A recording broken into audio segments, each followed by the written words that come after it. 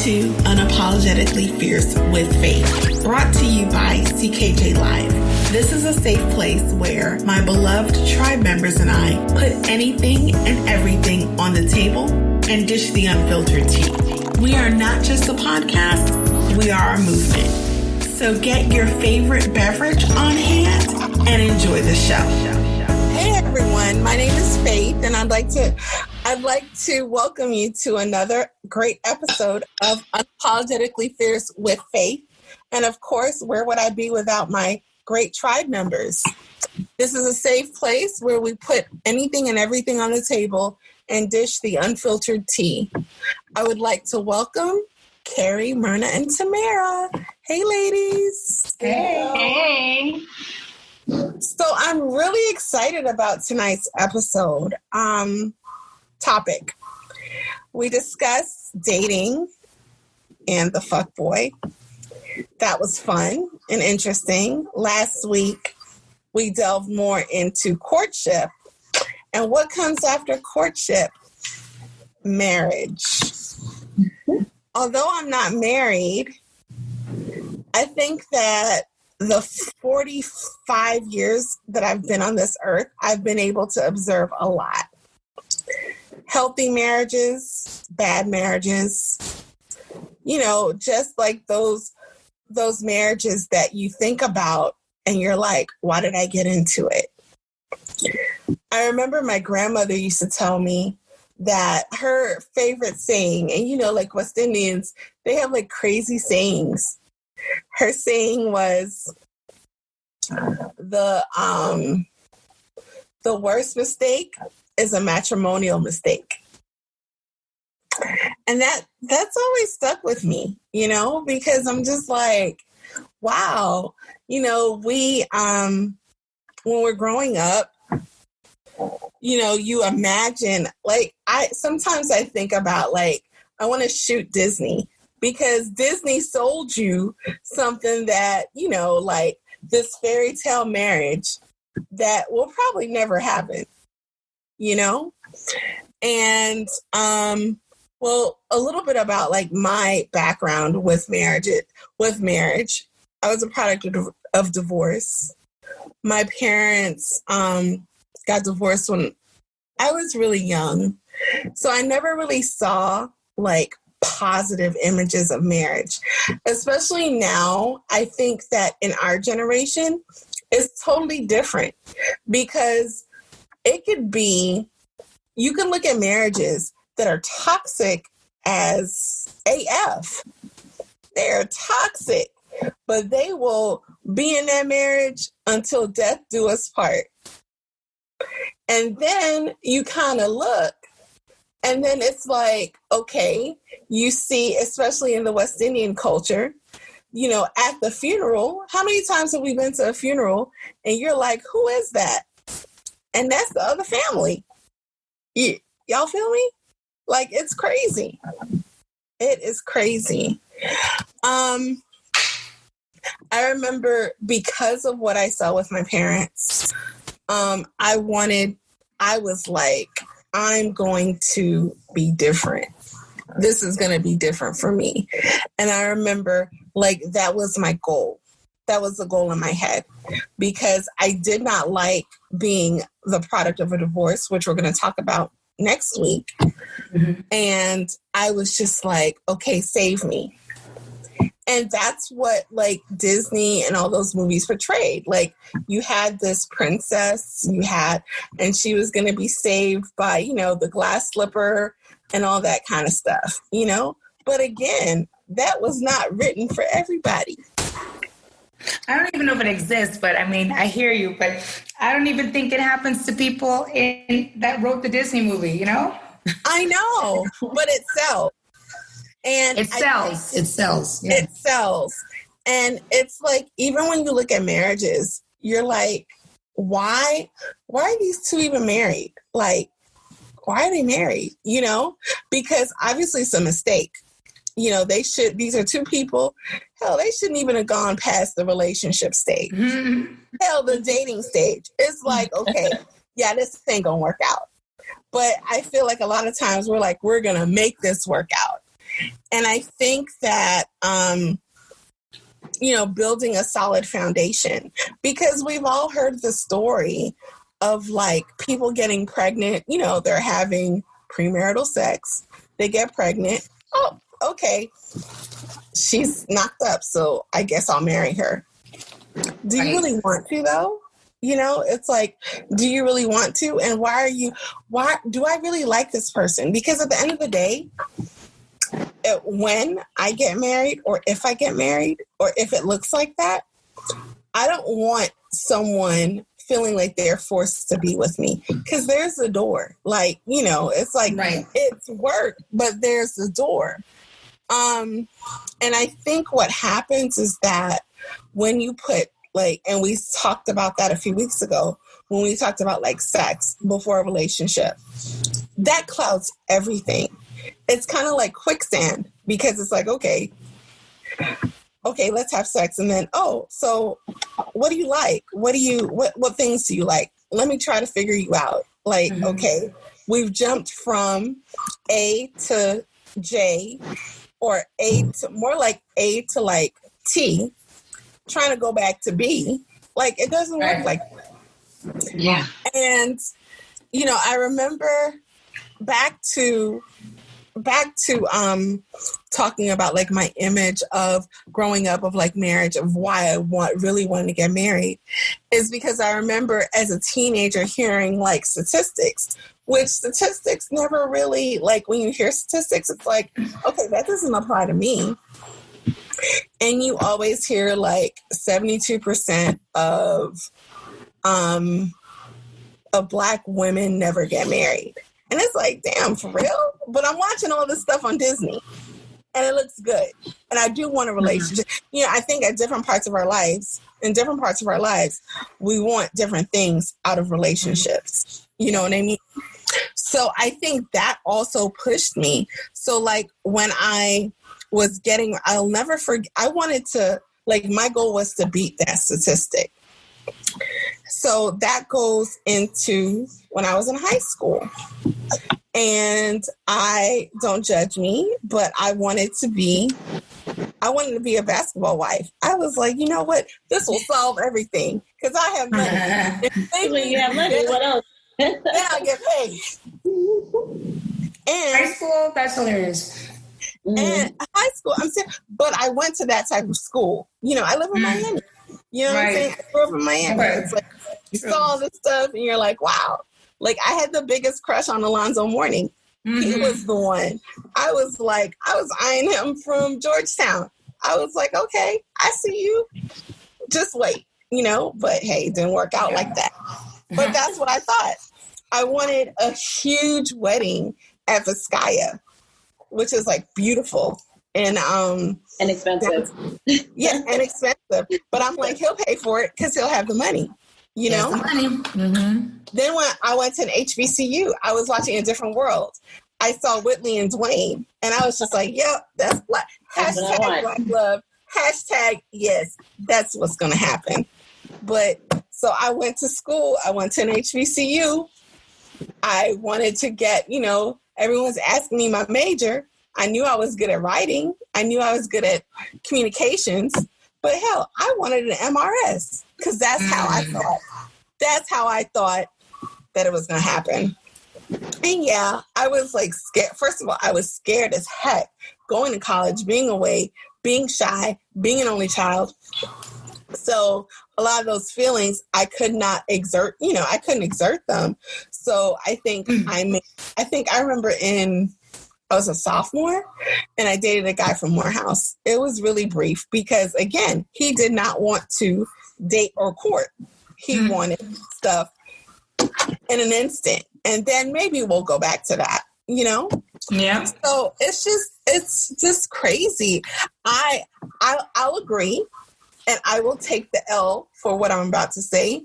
I was materialistic because I was like, that's what I think for a point in my college matriculation, I even wanted to be an entertainment lawyer because I was like, I could write his contract, so I know what money comes in.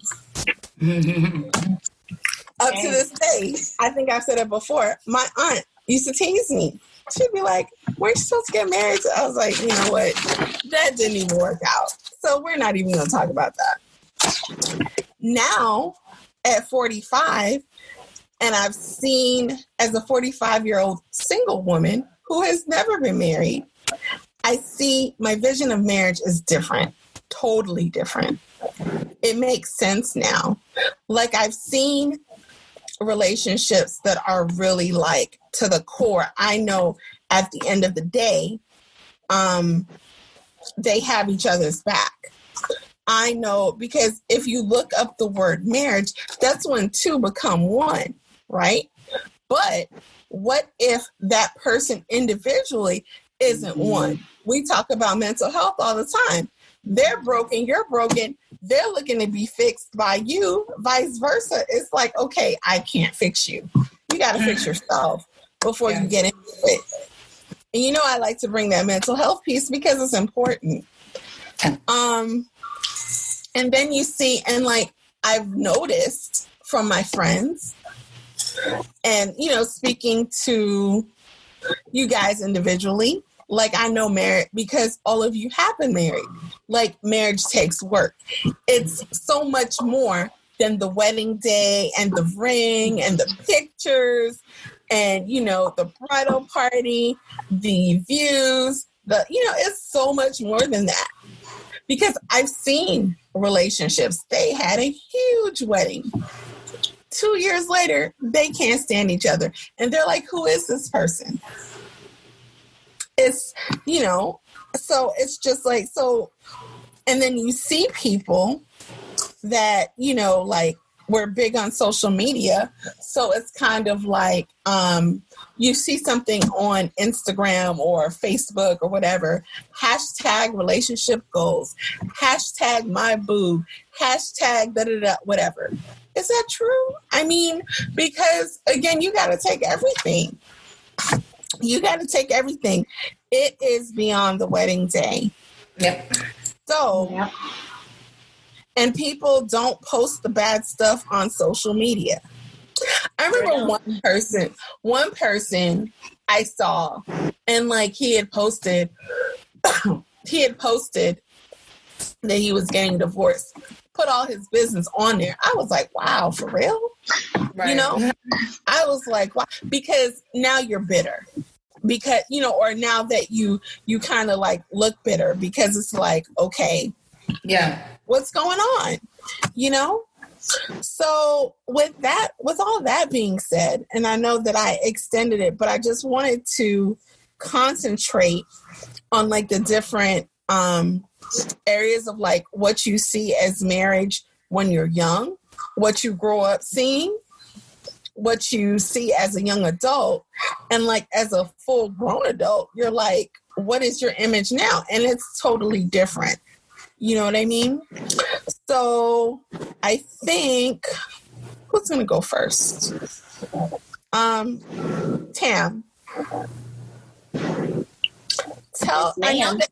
I know that you are recently, you're recently married. You were married, what, about 4 years? 4 years in March. Yes, ma'am. Okay, cool. So how you've been, okay, how did you know that your spouse was the one? I mean, it sounds cliche when you say like, oh, you know, because you love the person. Because I mean, I would like to think that the basis of any marriage or relationship is love. But what you don't grow up realizing is that there's so much else that's involved in picking the one, because, you know, you can date other people that you love, but when you think about like marrying them, you're just like, we just really wouldn't work. But, you know, you have to think of the other things. Like if you have kids, like do we have the same ideas of how we're going to raise our children?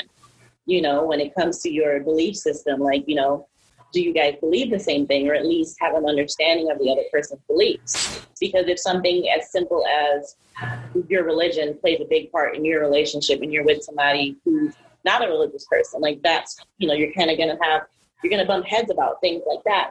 So it's about so much more than that. It's about, you know, finances. Like I'm not good with money in regards to having a plan and saving and investing and doing all of those things. But my husband is, because if we both spent money or dealt with money the way that I did, like, we'd probably be homeless. You know what I mean? So, and the funniest thing about that, just to interject, that is like the biggest reason why people get divorced. And it's one of the least talked about things, because it's like taboo to have conversations about money. So you just don't talk about it. And then you end up in a situation where that causes stress, you know? Right. And yeah, but marriage looks really different being in it than what you grew up thinking it's going to be 100%. My parents had a strange situation in the sense that when we were really little, my parents were married, they were together, mom and dad. When, like a lot of Caribbean families, when one person decides to move here and the other person stays home, they kind of do the back and forth thing. So then I had to get adjusted to my dad not being in the home all the time. And then when they divorced towards the end of my high school years, I had kind of gotten used to the idea of him not being there all the time. But then the nature of my relationship with him changed, which kind of changed my idea on marriage. I grew up and I was like, I'm gonna, go to high school, go to college, 23 years old, I'll probably be married by then, start having kids. And that kind of changed my mindset, because I became a little more independent minded, seeing, the shift that my mom had to make from being, married to having to take care of 3 kids, by herself. I mean, my grandmother lived with us, but she didn't work. It just gave her that peace of not having to have somebody else watch her kids. Yeah. But when I saw how she had to work and everything, it just kind of changed me, because I became a little more like independent in the idea of, like, even when being married, I was like, well, this is going to be, because if we don't do this and if he doesn't say this, like, I'm not with it. And that changes when you get married, because you have to learn to let go of that independence. And I think for me, that's probably what the hardest change was, is learning to depend on somebody, because I didn't see that. So I just felt very like, even though we're together, I kind of have to have that mentality of like, what can I do on my own so that I can be okay? And I had to let that go and kind of learn to just be one and do the whole, like, okay, we're in this together. So if I have an issue, it's not just me trying to figure it out. And those are the things that I feel like people don't know enough about when getting married, but I do feel like these are the things that are probably, in my case, have turned out to be the most important, like getting to know that person, because when shit hits the fan, like, you need to be with somebody that can go through it with you, and I've been married for 4 years. We've been back together for 7, but the things that we've dealt with in this time frame are things that when I look back at other people that I've dated or that I've flirted with the idea of like, oh, what would it be like to marry this person? I'm not sure how they would have handled the things that we've been through. So it takes a lot of work, and you just really have to be sure. I mean, you go into it in any marriage, I would think, thinking that this is the one, but you have to work for that every single day. So how do you stay married beyond the wedding day? Like, I mean, beyond the pictures, beyond, all of that. Like, how do you, and you kind of said it, that you have to be real with each other. And I think that it's important to be real, because it's like, if I'm married to a stranger, then it's like, okay, we in this for the wrong thing, because I don't know you. So when I don't know you, that means I don't trust you, Yeah, but you have to, the being real though starts even before you get married. Because when you're dating the person or when you're being courted by the person, and then you get married and all of a sudden like, oh, this is who I really am. If that's not what the other person thought, like, you're still in a bad situation. So that you have to be real from jump, and you have to not be afraid to be yourself, because you want this person to understand that, like, this is who you are. Like, I'm a very loud, sassy mouthed, like, I just very like opinionated, and like, so I have to be that person, because I can't pretend to be somebody that's like meek and mild, and then we get married and I'm popping off, because it's gonna be like, well, who is this person? Yeah. Right. So it's just like, you have to be real from day one and say, look, this is me. Like, this is me. Like, this is me 24/7. And you compromise, and you work on things, because you don't want to be like, I'm not going to talk to my husband the way that I talk to maybe somebody who tries me at the job. Like, that's never going to be the case. So you compromise.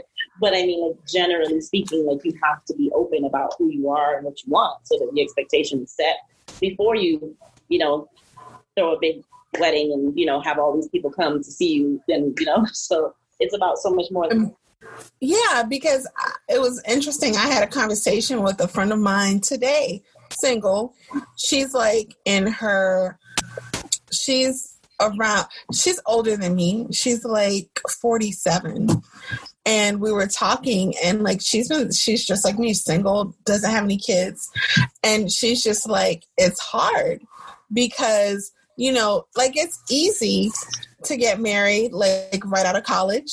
And I think, Kerri, we were having a conversation yesterday or like over the weekend about how it's set up. You're supposed to find the person in college, get married to them. Once you get married, you get that job. Then you get the kids. Then you get the picket fence. Then you get the 2 kids. You know, so it's like it doesn't make sense. It's not real. It's not real. It's not really real. However, the younger you are, the more you're active and you're around other people and you're getting to be social and mingling. And the older you are, your circle gets smaller and it's harder to meet and trust. So it is. Yeah. And it's more difficult to adapt because, you know, it's just like some people in the dating realm these days, a lot of these people are lazy. Again, they want stuff instantaneous. Like, everything they see an IG model, they're like, okay, you're supposed to be that. And you're supposed to be this. You're supposed to have this. So therefore, it's like for a woman, it's kind of like, okay, yeah, I do want to get married, but I don't want to put up with this. Like, I don't have to put up with this. And I think the difference is that when we're younger, we're easier to adapt. If something is missing from our list, then it's like, okay, maybe, you know, in your 20s, you're like, okay. But in your 40s, it's like, at this point, you grown. And I have things and you have things. So it's like, if I move you in, then it's like, okay, if I move you in, you're in my house. You know, because again, it's like you put labels on it. This is mine. I worked for this. I worked 15, 20 years for this. You're not going to come in and mess it up. So I think that's where the compromise comes in. And that's why it's a really big step, because in marriage, like, you can't have this is mine and this is yours. You know what I mean? Like, you say that when you stand up there and you say your vows, you're like, what's mine is yours and what's yours is mine. So I think that's why the biggest thing why a lot of people who are of a certain age, and even myself, because I got married when I was 33, that's 10 years older than I thought I would be when I got married. It's like you get so used to doing things your way, and you're like, so, you know, stuck in your own way. And like, you know, I've been operating on my own for so long. This is the way that I do things. It's like you expect the other person to fall into what you're doing. But you have to understand, they've also been doing their own thing for however long they've been single. So it is one of the biggest things is compromising, even something that may not seem like a big deal. This person has worked 15 years and they have a house. You work 15 years and you have a house. Whose house are you going to live in? You know? Perfectly said. And with that added, I've been married for 21 years and marriage has really forced me to correct myself. It's easy to believe and feel that you're right or your way is the only way or the right way. But when you do mesh and build with someone else, you realize there's just a different way to do things. And sometimes you just have to really be open and flexible. And that's what marriage really has taught me. And it's not an easy walk. It's not an easy road, but I have corrected and changed and adapted. And that's the constant thing, but it's the most beautiful thing, because without it, I probably wouldn't have to. And God knows who I would be if I didn't have to always be so flexible. You know what I mean? It's more than what do you want to watch. It's how do we spend our money? Where are we going on vacation? How are we decorating this house? How are we raising these kids? What are we feeding them? So it's a whole bunch of things that really, honestly, really made me a better person. However, I am a changed person because of it. I would easily have been living a different life had I been by myself. And the funny thing is that, like, if we're like, hey, let's take a girls trip or whatever like that. And we're shopping and I'm just like, and because Tam is here, and I can be like, and we've hung out, we've gone out of town, we've done stuff. And it's just like, if I were to be like, hey, I bought this $500 bag. This will look cute on you, girl. Don't you want to get it? You can't, like... You can't spend that much money without having the conversation. Exactly. But then it depends on the spouse and the marriage, because it's so different. Mm-hmm. Conversation should be had, but it doesn't have to be had on the trip. It should have been had before. And exactly. The budget that should have been allocated.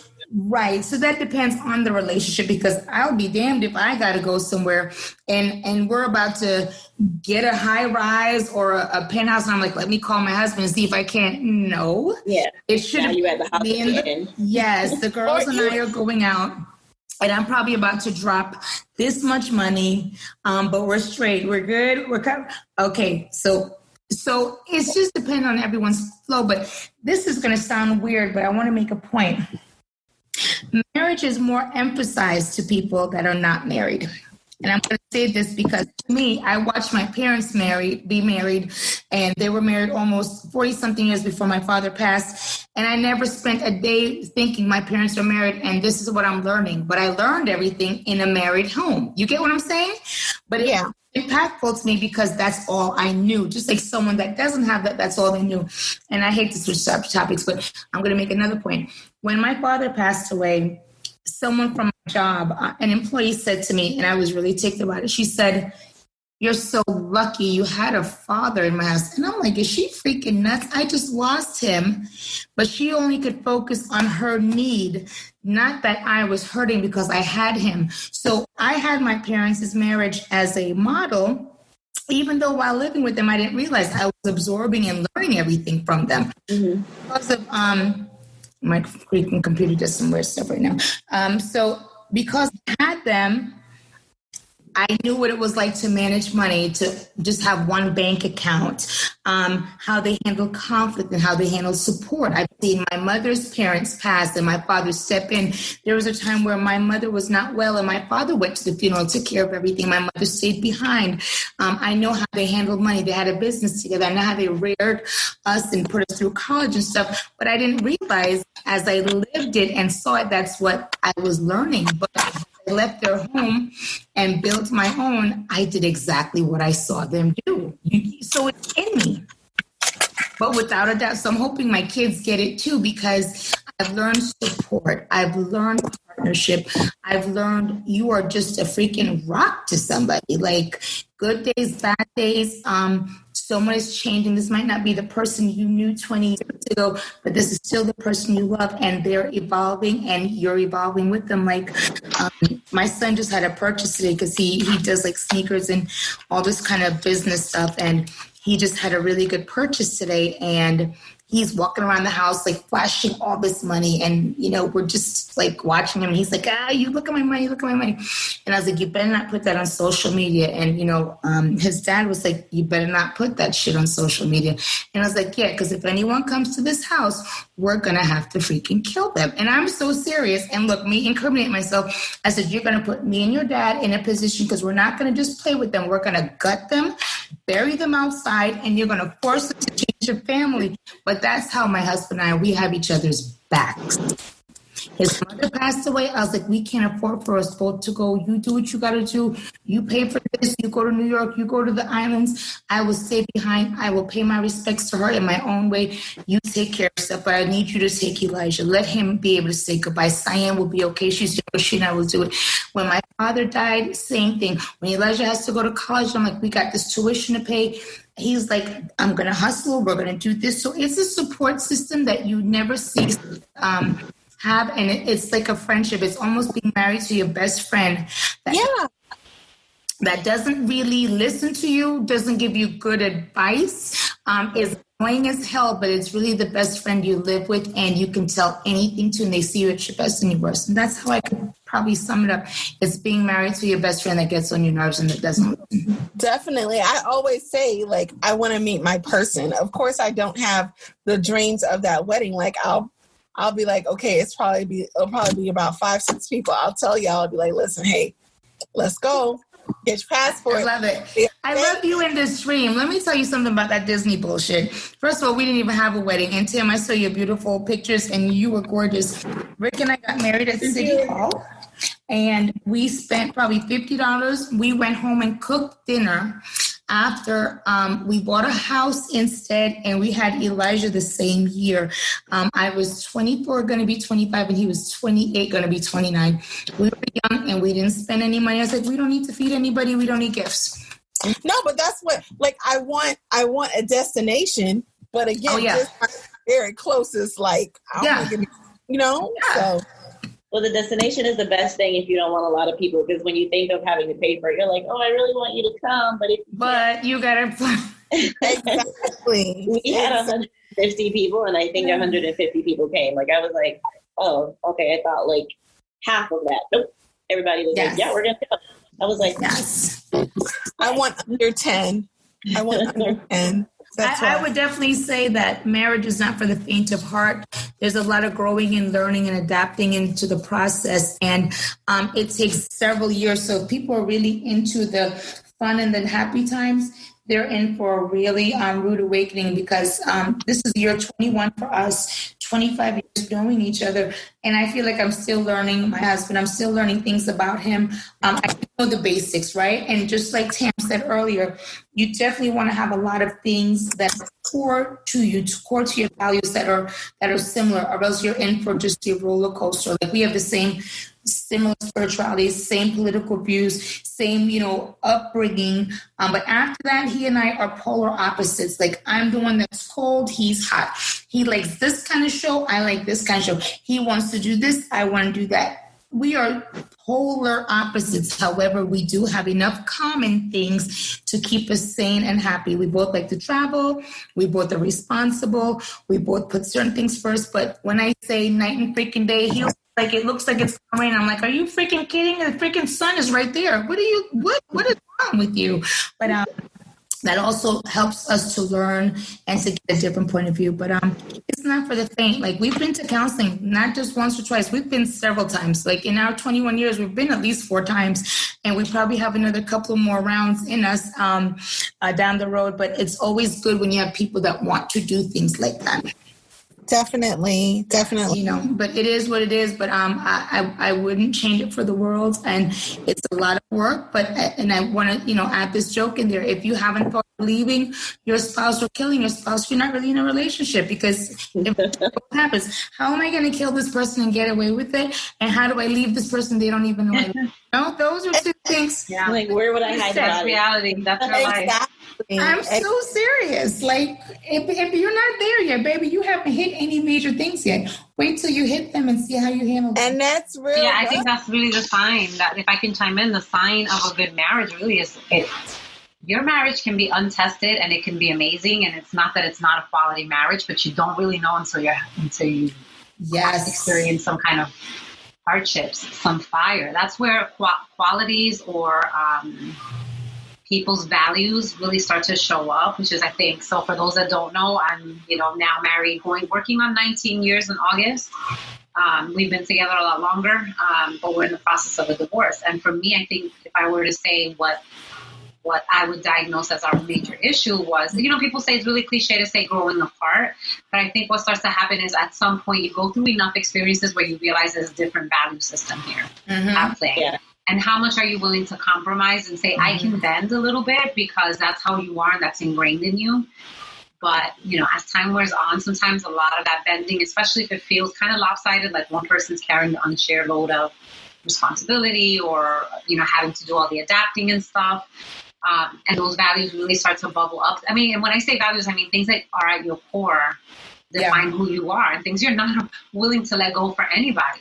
These are, things that are built into your way of being, your personality, or whatever, however you want to look at it. So I think, what you were saying, Kerri, is really true. It's about compromise, first of all, for starters. But beyond that, I think it's about really just being tested and then seeing, and there's that saying or that expression that says those who don't bend break. Because you have to be a certain amount of flexible to make a marriage continue to work. And at some point, when the work going in seems like it's just too much and you're not really gaining any traction, that's where you'll see, splits happen. That's not always the reason why people grow apart, but I think it is a lot of that. I think it's just, it's exhausting to continue to either try to be flexible, even though it goes against my values, or trying to get you to see things from my perspective so that you can change your values, like one or the other. So, healthy marriages sometimes really, really, really healthy until they experience that first illness within the marriage, whether it's a financial strain. And I think we had a couple years in defense of my relationship with my husband, where we made choices we thought were the right thing to do based on our circumstances. So financial issues that led to him now working in the state of California, being away from us. And then that started this domino effect or snowball effect of me carrying the load here in Florida with our children and him working out there. While he carried the financial burden, I carried this burden. And it just started to highlight differences in what we saw as important. So I think that's, it's important to recognize that. I wouldn't say all of our years were bad, but I think what happened was we got to a place where it's, and respectfully, I will say that sometimes it's healthier to break than to continue working on something that's just, going to eat away at somebody. So that's my perspective on marriage and bride. You do more harm than good. Sometimes it would, especially when you have children. And I think when there's that thinking of maybe this is better for the kids. And the truth is, in my own experience, and I had heard this from other people, but I saw it with my own eyes, your children know when there's issues in the marriage. Yeah. More often than not, they can pick up on differences and changes happening. So as much as we try to shelter them, sometimes it's just best to walk through the fire with your children and model for them how. I love that you say that, and especially with our female children. I hate to label, because they're both just equally as important. But sometimes you'll have your child pull you to the side and say, "Why are you dealing with that?" Or "Why don't you leave dad?" or something. And it's like, whoa, interesting through their eyes what they're seeing. But at the end of the day, Myrna, it's 100% correct. It's better to raise whole, balanced children that know how to get themselves out of a situation and be happy than to see their mother or father stuck somewhere and not know what to do, because that's ultimately the message you're giving them. I can't unstuck myself.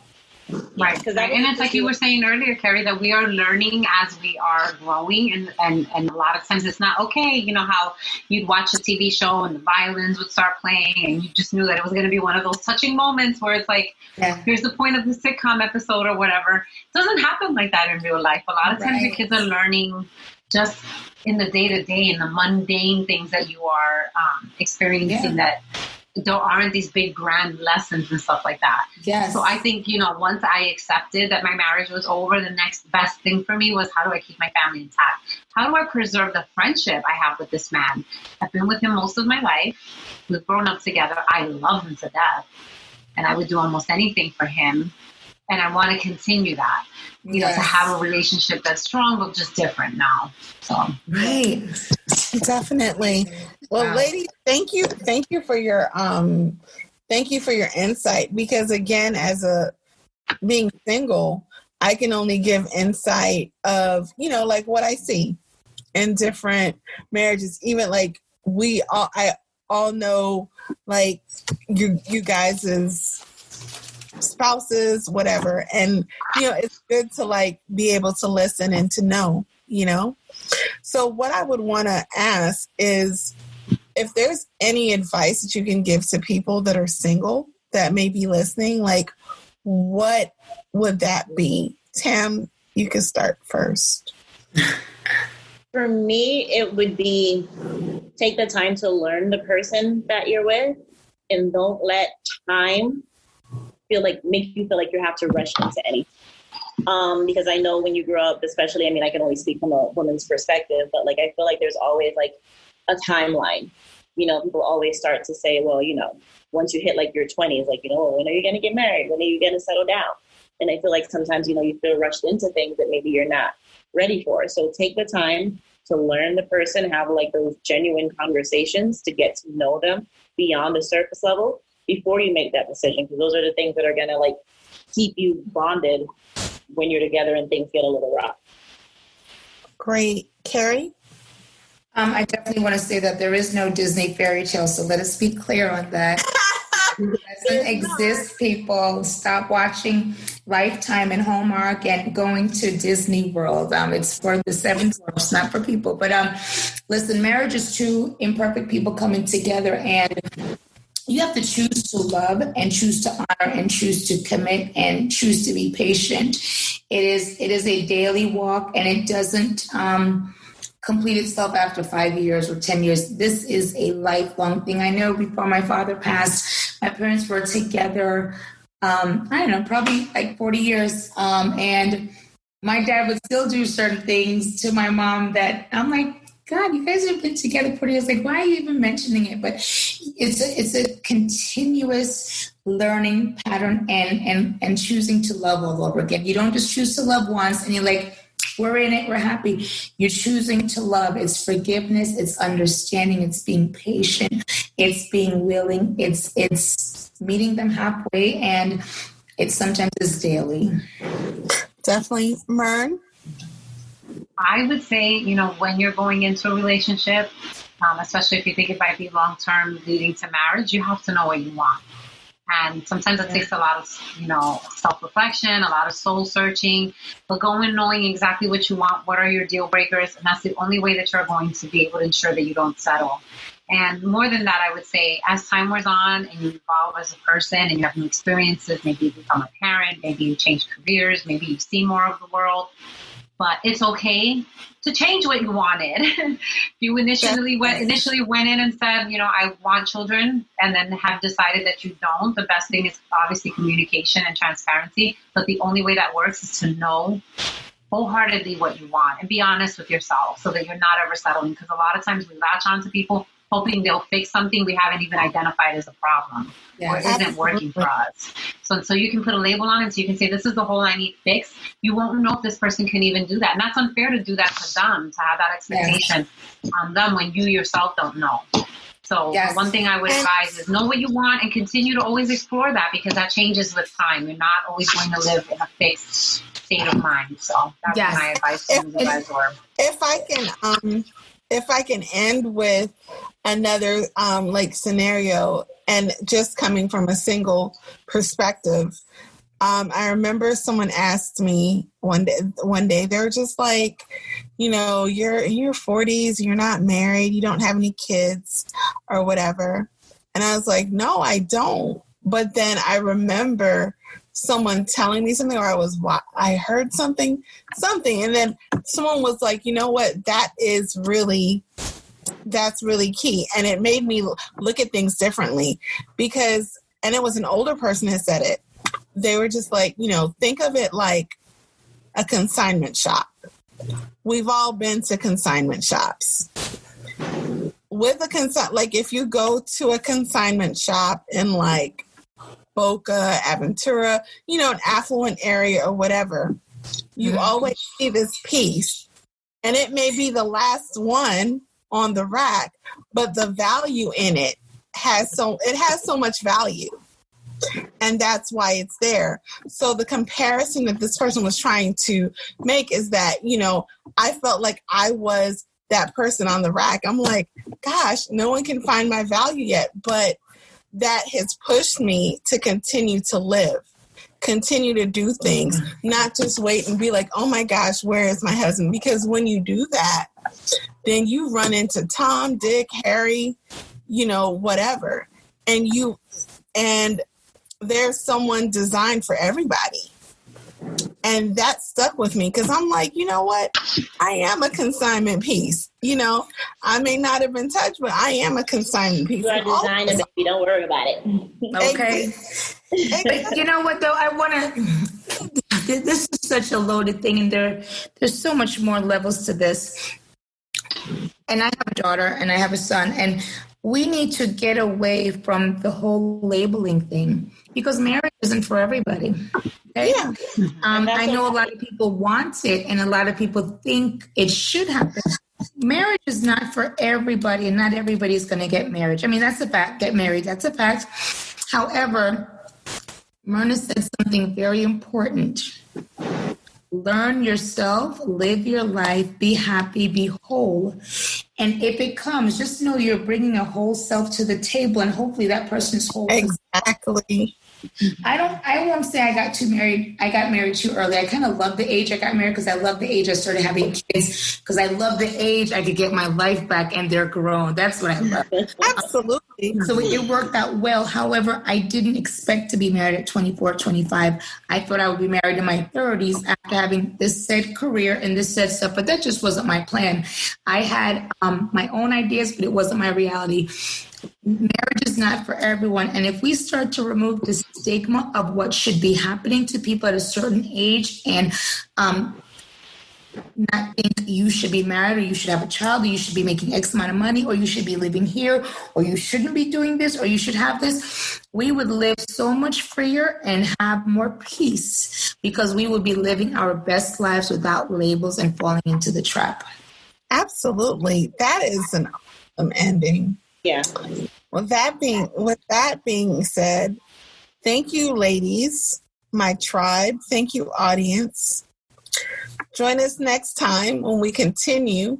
Next week is going to be, we have 2 more. Next week we'll talk about divorce, so that should be interesting. And we have a guest, and we'll talk even more about relationships and marriage. But thank you for listening to Unapologetically Fierce with Faythe. We are not just a podcast, we are a movement. Thank you for joining us at Unapologetically Fierce with Faythe, brought to you by CKJ Live. Come back and visit again to hear more of the unfiltered tea that we are ready to dish. And remember, we are not just a podcast, we are a movement.